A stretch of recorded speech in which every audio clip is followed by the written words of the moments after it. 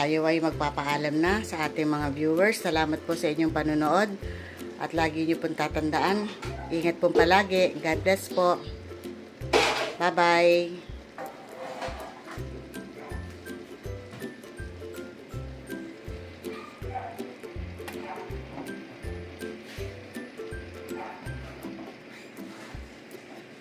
Hello po, mapagpalang araw sa ating lahat. For today video po ay aking pong lulutuin ang ginisang sayote.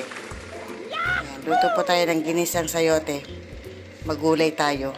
Ito po yung mga ingredients na aking gagamitin. Meron po tayo dito yung kamatis, sibuyas, bawang, 4 cubes, paminta powder, and then po yung salt. Ito po yung panahog natin. Meron po tayo ditong giniling, patis, and then po yung cooking oil. Ngayon po, babalatan ko lamang po ito. Ito, hiniwa ko na, babalatan ko lamang para po magisa po natin. Ito po, nabalatan ko na po yung sayote. At habang po ako yung magluluto niyaan, gagawa po ako ng paku salad. Ito. Meron po tayong paku dito. 2 tali. Gagawin ko po siyang salad para puro tayong veggies ngayong araw na ito. Ito po, nagpapainit po tayo ng kawali para po masangkot siya na natin yung ating giniling. Lagay lamang po natin itong giniling.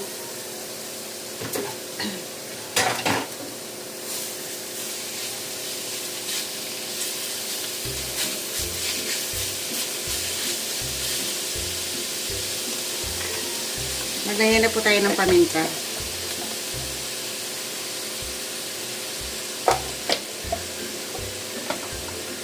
Saka ng asin.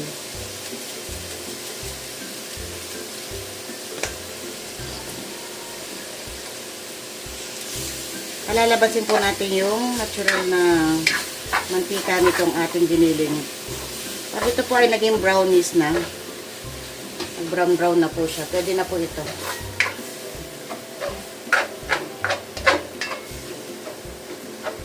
Palabasin lamang po natin yung pinakamantika niya. Yung taba niya.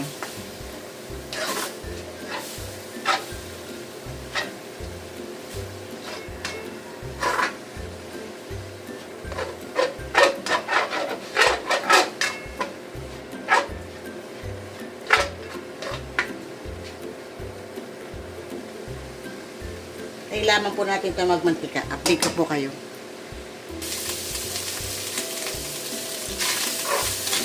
Ito po, naglagay na po ako ng konting mantika.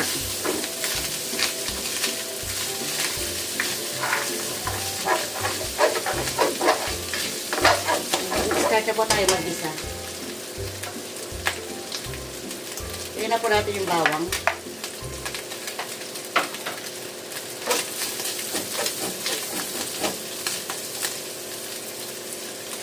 Wala pong gaano mantika, ibig sabihin po niya hindi mataba yung baboy. Bigyan tayo ng konting mantika.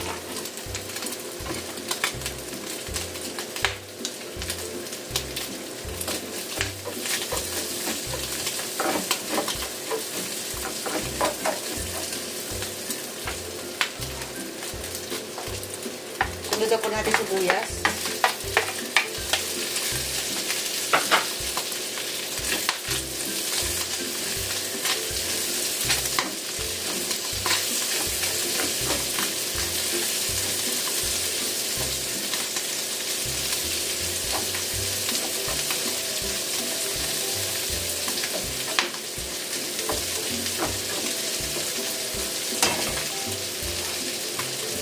Ating kamatis. Lagyan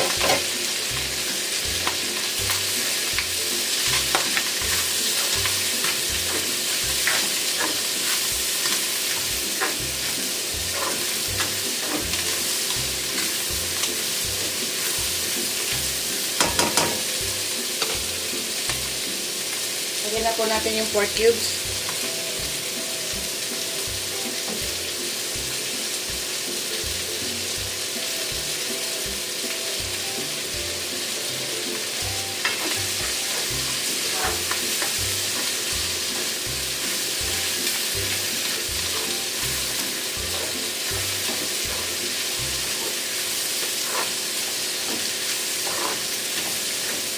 Hintayin po natin maluto itong mga yung kamatis po. Maglagay tayo ng konting paminta.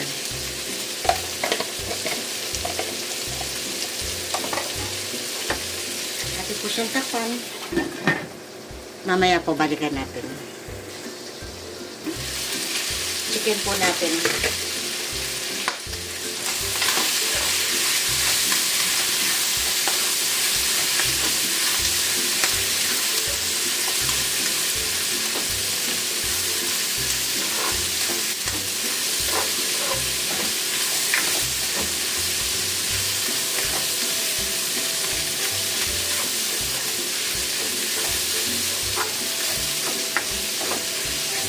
Lagay na po natin ang ating sayote.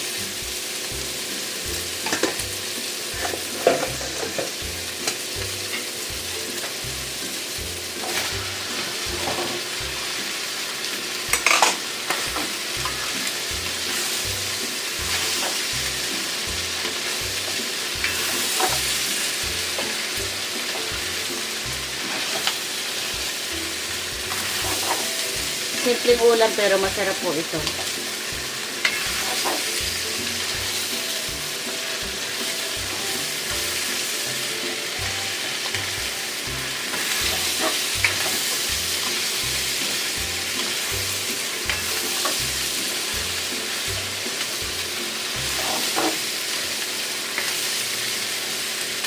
Ngayon po maglagay na tayo ng patis.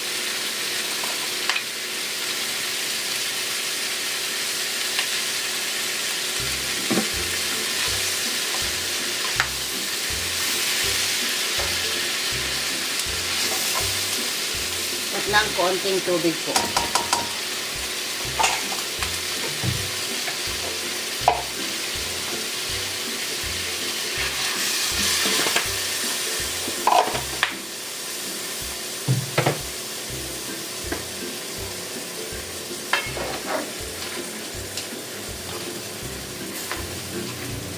Takpan lamang po natin para po maluto yung ating sayote.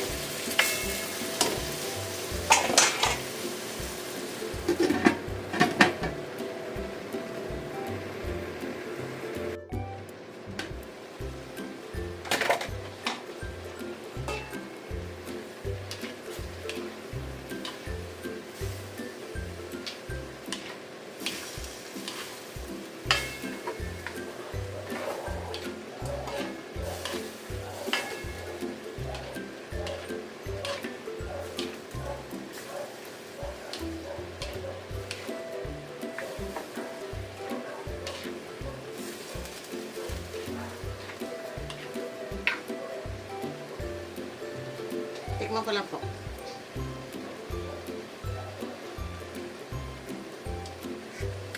Sarap.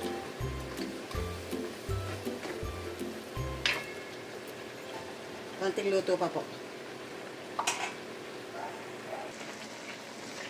Ito na po ang ating nagawang ginisang sayote.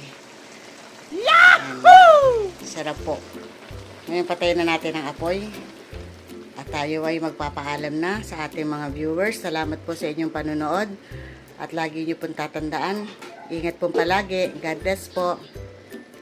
Bye-bye.